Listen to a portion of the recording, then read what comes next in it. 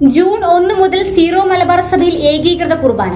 അനുസരിക്കാത്ത വൈദികർ സഭയ്ക്ക് പുറത്താകും. പട്ടം നൽകുന്നതിനും നിബന്ധനകൾ.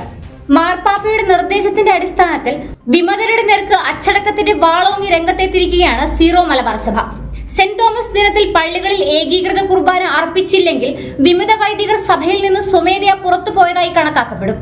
എറണാകുളം അങ്കമാലി അതിരൂപതയിൽ ജൂലൈ 3 മുതൽ ഏകീകൃത കുർബാന അർപ്പിക്കണം. ഏകീകൃത കുർബാന അർപ്പിക്കാത്ത വൈദികർക്കെതിരെ കർശനമായ നടപടികൾ സ്വീകരിക്കും. ഇതിനായി സഭാ കോടതികൾ അടക്കമുള്ളവ സ്ഥാപിക്കുമെന്നും ആർച്ച് ബിഷപ്പ് വ്യക്തമാക്കി. Major archbishop Mar Raphael തട്ടിലും അപ്പസ്തോലിക് അഡ്മിനിസ്ട്രേറ്റർ മാർ ബോസ്കോ പുത്തൂരും സംയുക്തമായാണ് സർക്കുലർ പുറപ്പെടുവിച്ചിരിക്കുന്നത്. ഈ ശാസന അനുസരിക്കാത്ത വൈദികരെ മറ്റ് കാർമ്മികമായ എല്ലാ കൂദാശകൾ നടത്തുന്നതിൽ നിന്നും പൂർണ്ണമായും വിലക്കും. വിലക്കേർപ്പെടുത്തുന്ന വൈദികർ അർപ്പിക്കുന്ന കർമ്മങ്ങളിൽ നിന്ന് വിശ്വാസികൾ വിട്ടുനിൽക്കണമെന്നും സർക്കുലറിൽ പറയുന്നു. വിലക്കേർപ്പെടുത്തുന്ന വൈദികർ കാർമ്മികമായി നടത്തുന്ന വിവാഹങ്ങൾക്ക് സഭയുടെ അംഗീകാരം ഉണ്ടാകില്ലെന്നും സർക്കുലറിൽ വ്യക്തമാക്കുന്നുണ്ട്.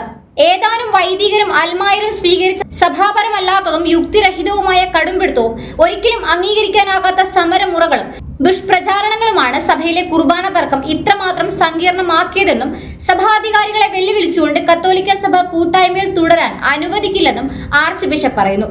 2021 നവംബർ 28 മുതൽ എറണാകുളം അങ്കമാലി അതിരൂപതയിലെ പള്ളികളിൽ ഏകീകൃത കുർബാന അർപ്പിക്കണമെന്ന സിനഡിന്റെ നിർദ്ദേശമുണ്ടായിരുന്നു. ജൂൺ 14 സിനഡ് ചേരുന്നത്. 16 പള്ളികളിൽ ഇത് വായിക്കണമെന്നും നിർദ്ദേശത്തിലുണ്ട്.